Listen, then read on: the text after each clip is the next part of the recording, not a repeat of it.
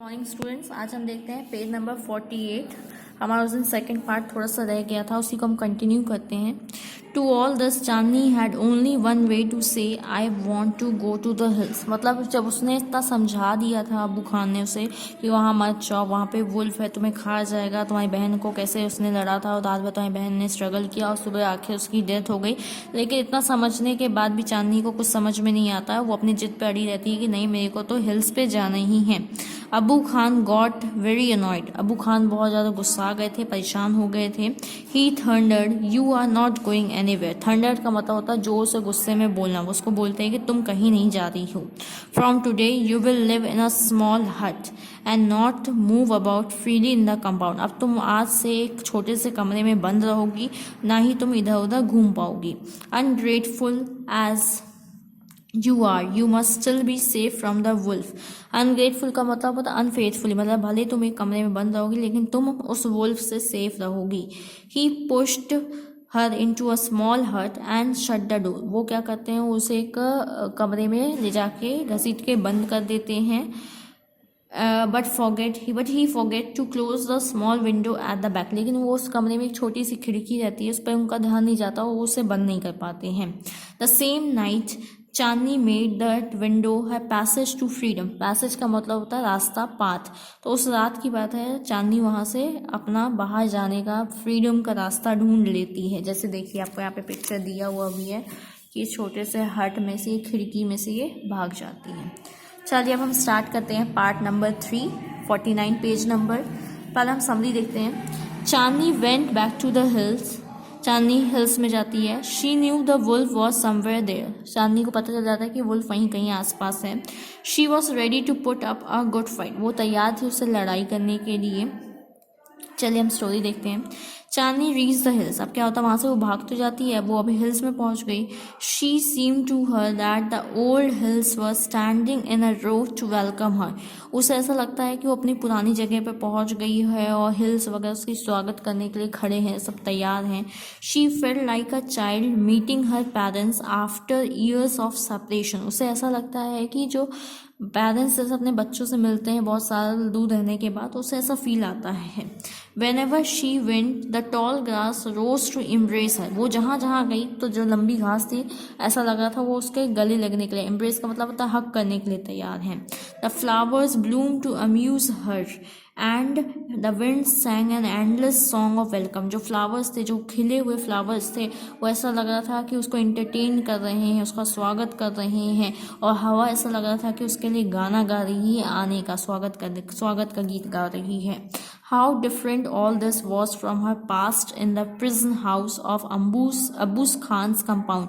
मतलब ये सब चीज़ें उसके लिए बहुत अलग थी, बहुत अच्छी लग रही थी उसे लगता था कि कहाँ वो जेल में रहती थी, एक कमरे से कैद में रहती थी अबू खान के घर में। It was the happiest day in Chandni life. वो उस चांदनी के लिए सबसे अच्छा दिन था उसकी लाइफ का। That day she played for hours on grassy slopes of the hills. वो उस दिन पूरा दिन खेलती रही पहाड़ में, ग्रासी पार्ट में। She met a herd of wild goats who asked her to join their group. वो अचानक उसको एक ग्रुप मिलता है वाइल्ड गोट्स का। हर्ड का मतलब होता है ग्रुप, जो उनसे पूछता है कि तुम इस ग्रुप को ज्वाइन करना चाहोगे, हम लोग के साथ चलना चाहोगी क्या। But Chandni politely refuse. Chandni उनको मना कर देती है। She wanted to enjoy her new freedom all by her son. Chandni इसलिए मना कर देती है क्योंकि जो उसे आज़ादी मिली थी वो उसे जीना चाहती थी। The sun disappeared behind the hills. जो सन रहता है वो हिल्स में डूबने वाला, मतलब सन की डूबने की बारी आ जाती है। And soon darkness envelope the grass. Envelope का मतलब होता है कवर, मतलब पूरी जगह अंधेरा छा गया, पूरी घासों में, फ्लावर्स में एंड ट्रीज में।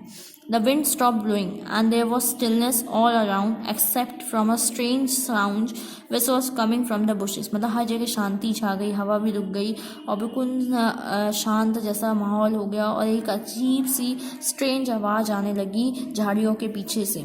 The sound was like a grunt. Grunt का मतलब होता है make a low and slow sound, जो जानवर लोग आवाज़ निकालते धीरे से, वैसी आवाज़ थी। वॉट वॉज इट, क्या है ये। It wasn't Abu's Khan voice calling her back to the compound. ये अबू खान की तो आवाज़ नहीं लग रही है कि वो अपने घर बुला रहे हैं। Nor was it the voice of another goat, और ना ही ये किसी और दूसरी गोट की आवाज़ है।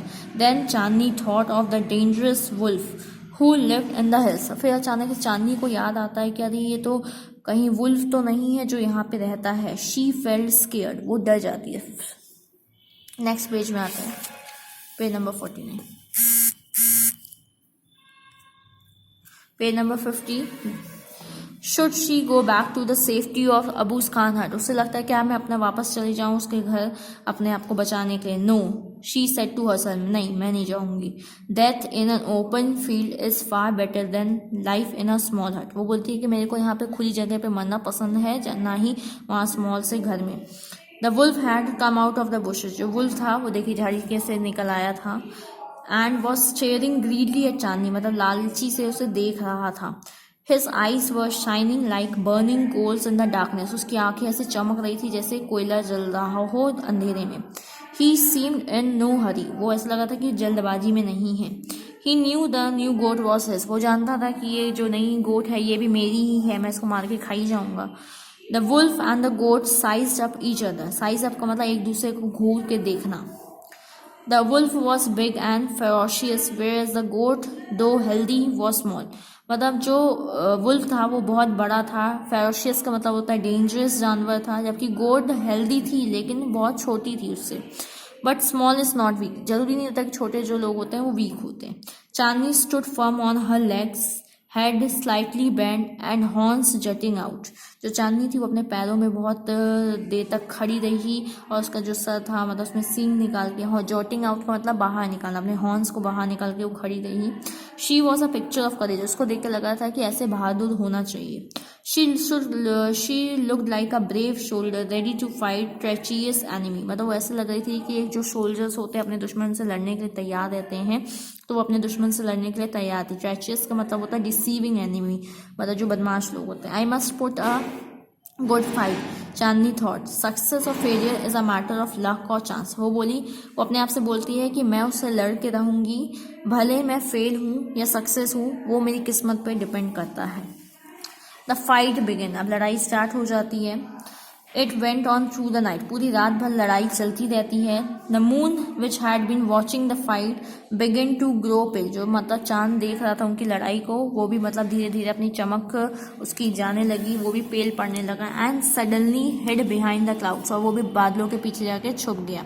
The stars also begin to disappear one by one. जो स्टार्स थे वो भी एक एक करके जाने लगे।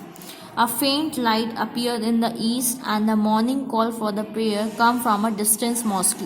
और अचानक मतलब सूरज की जैसे किरण पड़ने सुबह होने वाली रहती, तो ईस्ट में मतलब सूरज की किरण पड़ने लगी और सुबह जैसे प्रेयर्स होते हैं मस्जिद वगैरह में, मॉस्क्यूज में, तो उसकी आवाज़ आने लगी साइड जगह से। The first rays of the sun saw Chandni lying on the ground. मतलब जैसे सूरज की पहली किरण पड़ी उसको देख के ऐसा लगा कि जो चांदनी है वो ग्राउंड में पड़ी हुई है, लेटी हुई है। She was completely soaked in blood. मतलब उसके पूरे शरीर से खून बह रहा था। सोक्ड का मतलब वेट, मतलब पूरी वो खून से लथपथ थी। The wolf tired and sleepy. जो वुल्फ था वो बहुत थक गया था। And was getting to ready to devour her. Devour का मतलब होता है ईट ग्रीडली, मतलब अपने आप को तैयार करता था उसको खाने के लिए। An assembly of birds perched on the top of a tree near by was debating the results of the fight. मतलब बहुत सारी जो चिड़ियाँ थी, पर्च का मतलब होता है बैठना, सेट ऑन द, बहुत सारी चिड़ियाँ जो थी पेड़ की डगाल पे बैठ गई थी और डिबेट का मतलब है आपस में बहस कर रही थी कल रात को कौन जीता फाइट में जो लड़ाई हुई थी, who is the winner. One of them asked, मतलब बोलते एक जन पूछती है कि कौन जीता कल की लड़ाई में। The wolf of course most of them said, मतलब बहुत लोग बोले देख रहे हो वो मर चुका है तो वुल्फ ही ने जीता होगा। A wise old bird declaim with confidence Chandni is the winner. Declaim का मतलब होता है स्पोक, तो उसमें जो एक पुराने ओल्ड एज के जो बर्ड थे वो बोलते हैं कॉन्फिडेंस के साथ चांदनी जीती है। ये स्टोरी है जाकिर हुसैन की। इसी तरीके से आपकी स्टोरी खत्म होती है। Thank you.